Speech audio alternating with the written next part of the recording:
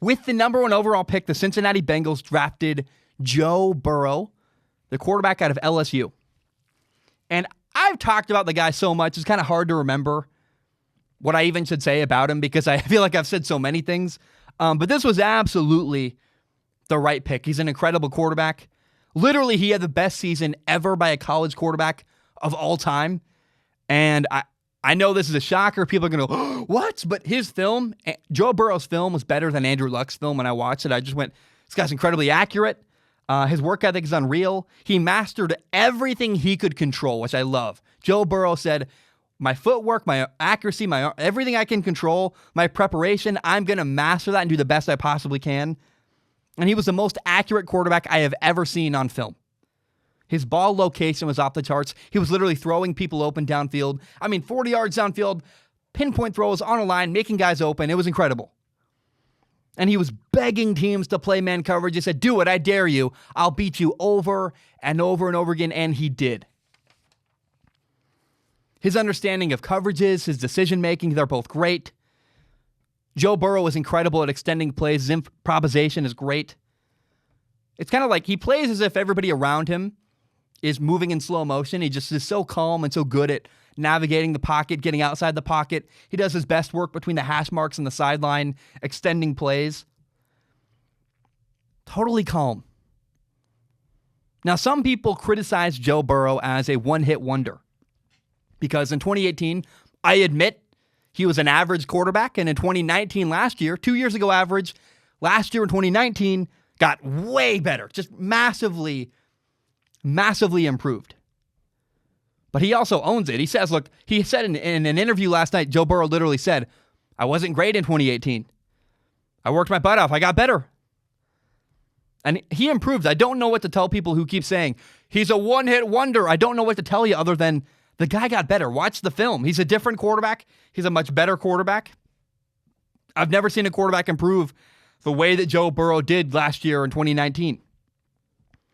And then in all the big moments, in all those big games, Alabama, Georgia, Clemson, the entire college football playoff, he rose to the occasion. He played better. He was great.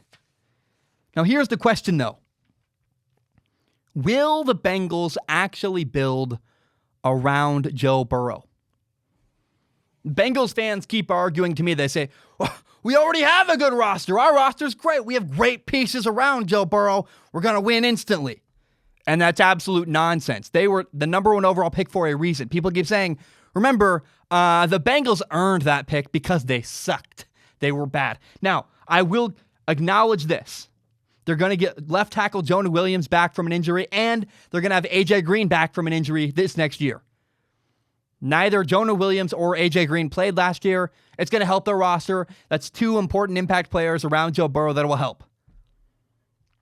But offensive line is still going to be a big issue in Cincinnati. Don't pretend the Bengals are this incredible roster. Again, they were the number 1 overall pick in the NFL for a reason. Now, I believe Joe Burrow's mobility is going to help the team a little bit. The offensive line doesn't need to be as great as it did behind Andy Dalton because Joe Burrow can move around, can extend plays. But I want to say I do not envy the future Joe Burrow has ahead of him. He's not going to be able to turn around the Cincinnati Bengals by himself. It's just not possible. He's going to need help from the ownership and need help from the front office. Now, I will say this. Joe Burrow is incredibly resilient. My dad and I go back and forth on this. I think my dad, I don't want to make my dad look bad. My dad's pretty concerned Joe Burrow's going to get beat to a pulp and get discouraged. I don't see that. Joe Burrow's a tough cookie. And he's going to have a tough rookie year. But I hope I'm wrong about all this, by the way. I hope Joe Burrow's incredible and kills it. But I think Joe Burrow's going to have a rough rookie year. But I want you to be patient. I want him to be patient.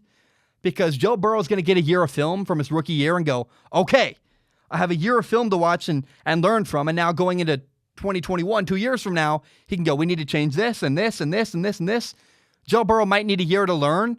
Similar to Peyton Manning. Peyton Manning's rookie year, he went like 3-13. I believe he set the rookie record for interceptions in a season. He was like ridiculously bad. But Peyton Manning, the next year, played much better because he looked at the film and he learned from it. The same could be true for Joe Burrow. If he has a bad year next year, don't panic. It's okay. He's going to have a bunch of mistakes on film that he can watch, and learn from. Again, no disrespect to my dad. I didn't mean to make him look bad. If you hate my dad, you hate my dad. I don't know what to tell you. He's a good friend of mine. And we just had this long debate last night. I was, look, I think he's going to be okay because he'll watch film, he'll look at his mistakes, and get better and improve from them. In case you don't know, Strong Opinion Sports is not just a YouTube channel. It is also a full audio podcast. You can find it on Spotify, on iTunes, on Google Play, pretty much everywhere you find podcasts. And if you like podcasts, please do me a huge favor and give it a listen.